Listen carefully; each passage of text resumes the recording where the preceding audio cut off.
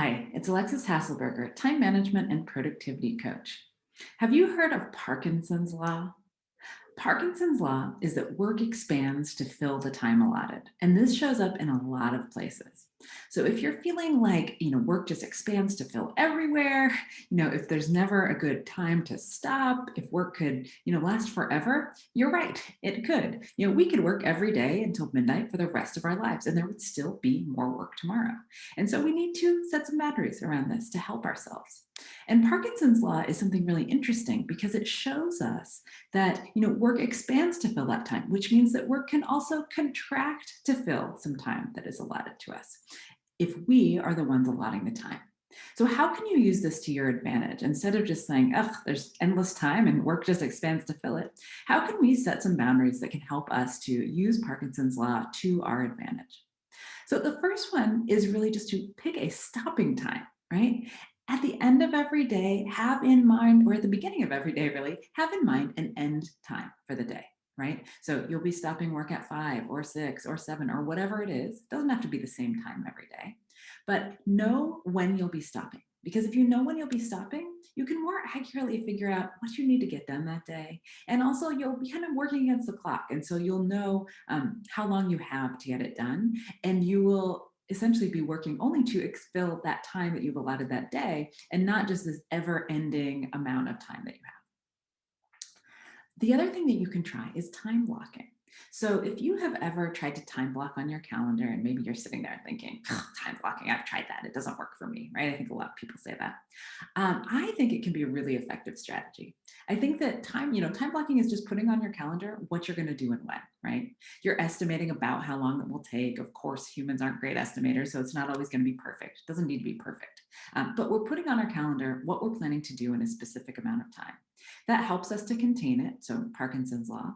But also, it helps us to figure out what we're going to be doing. So when people say to me, I've tried that time blocking and that just doesn't work for me, I just ignore all those time blocks I put on. My first question is usually, what do the time blocks say? How specific are they?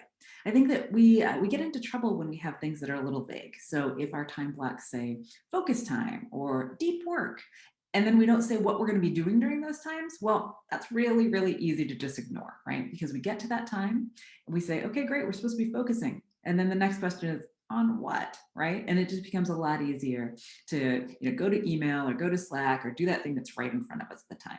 So time blocking, just get more specific about your time blocks and see what happens. Now, another thing that we can do is think about our meetings and how does Parkinson's law apply to our meetings?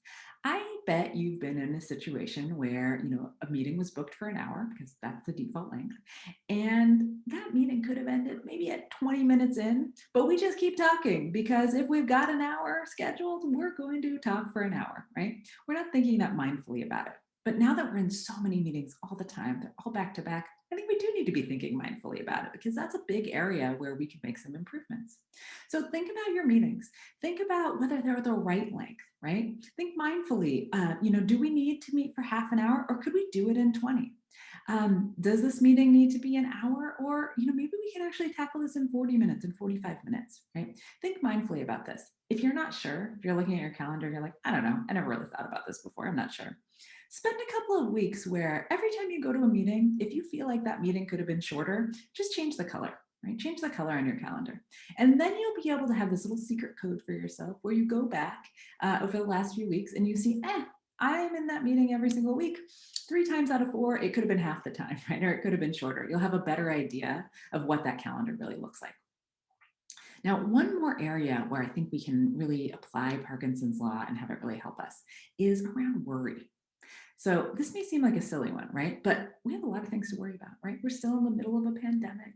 There's a lot of things going on. There's also just like normal life stuff, right? That still hasn't stopped, right? Just because we are dealing with, a global pandemic, there's still just life that's happening. There's a lot to worry about. And so one thing that can really help is to put some time limits around your worry. And this may seem incredibly artificial, but it really does work. It's kind of backed in science. It's something that a lot of my clients have been using over this time to really help them to, stop checking the news so much and thinking about all those different things all of the time. So instead, say to yourself, you know what? I'm going to give myself 15 minutes a day to worry. And I'm going to actually block it on my calendar. And that's where I'm going to put my worries. When that time comes, I'm doing nothing but worry, right? I'm just going to be worrying. That will really help because you won't be having this worry in the back of your mind all the time. It's not going to infuse everything anymore. You're making time for it, you're containing it. And even though it's artificial, it weirdly seems to work.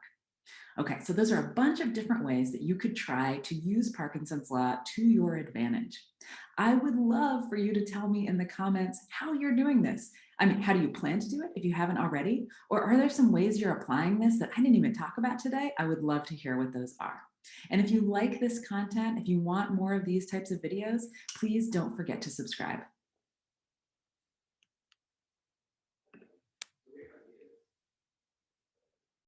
Hey, it's always. I just want to tell you to quickly drop a like and subscribe. It really helps out our channel. Only 1.6 of the people that watch our videos are actually subscribed. So I think it would just be a big help to subscribe. And sometimes YouTube unsubscribes you. You might think you subscribed, but you're not. So just check if you subscribed. If you are, then good. If you're not, then just please subscribe.